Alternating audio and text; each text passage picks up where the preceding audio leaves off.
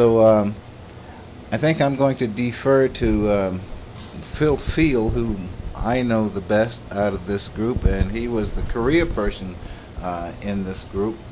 And we'll let Phil kind of talk us in, and we'll go from there. Okay. All right, first I'll introduce the people in the group here. Or let me say right at the start that we started out, all of us except one, in boot camp in Bainbridge, Maryland. And here it is, 48 years later. Most of us have not seen each other since 1959. And on my left, this is Tommy Check, was our drummer, and is currently in the Vegas area, doing some great work with big bands and celebrities, and just wowing us with his drumming.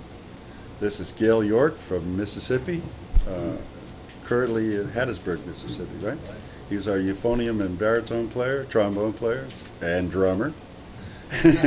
And this is Glenn Barnes, who is currently living in Scotland, was our piano player and trumpet player and LPO, leading petty officer. He's the only one that did not go through Bainbridge with us. This is Gordy Anderson, who's currently in the Reno, Nevada area, and has worked with some famous bands, including Glenn Miller, and currently with Les Brown Jr., I think. And Gordy's the tenor player. Over here on the end is Mickey Holloway, who was in our trumpet section, currently living in Georgia, I believe. You're originally from Carolinas? North Carolina. North Carolina. And Neil Breithaupt was our lead trumpet player, living in Montclair, New Jersey, I believe it is. I'm down in Maryland now. Maryland now? Okay, Yeah. originally Yeah. from Montclair, New Jersey, yeah. And this is Tom Sletter, was our lead alto player, who's currently in New Jersey, right? Right. Okay. Still in New Jersey. Yeah. And this is the group, as I say, most of us went through boot camp in Bainbridge, Maryland. We were all assigned to different groups there, different companies while going through boot camp. And Tom and Gail, I believe, were the two that got the musicians together and started a band while we were in boot camp. We were trying to avoid some of the unpleasant tasks that we would be given as boots by giving the excuse that we had a band rehearsal whenever anything too bad came up. And it worked, what we called must ones, yeah. And gradually the word got around, and we were able to get the nucleus of a pretty good jazz band together while we were in boot camp. So when we graduated from boot camp and went to the School of Music, most of us hit the school around the same time, and we were in what they called X Division, which is a place where you clean the floors and clean the bathrooms and so on. Yeah. Especially the way we look. Anyway,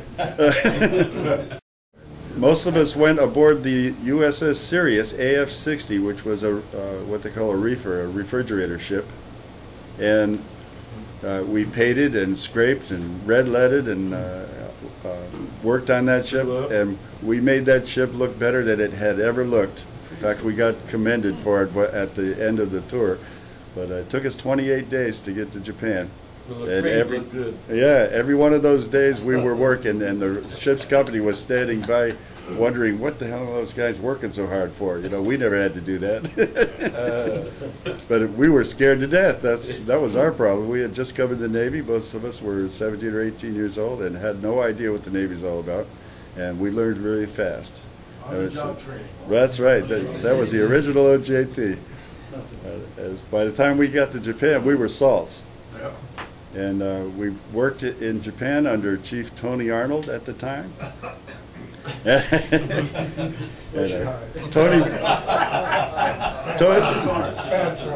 Tony was a unique guy. He had made chief during World War II, or right shortly after, and didn't get the training that we all had. And we were all raring to go and wanting to play, and Tony wanted to just kind of sit back and relax and retire on active duty. And so we ended up pretty much leading ourselves.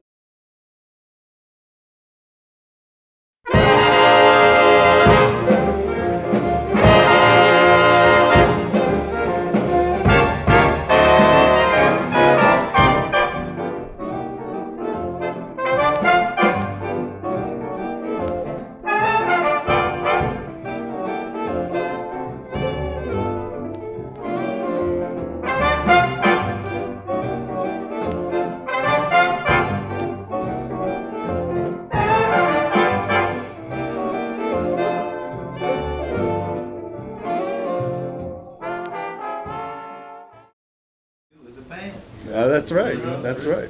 That would have hurt another band. And we love Tony. God bless his heart. And but he's passed away now. And but we have some fond memories and some not so fond memories. Did he keep that band the whole time?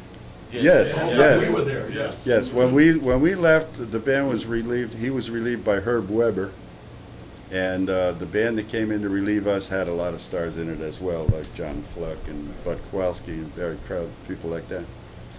Anyway, when we stayed there until 1959, while we were in Japan, a number of us married Japanese girls. I know I'm celebrating my 46th wedding anniversary next month with Mikiko.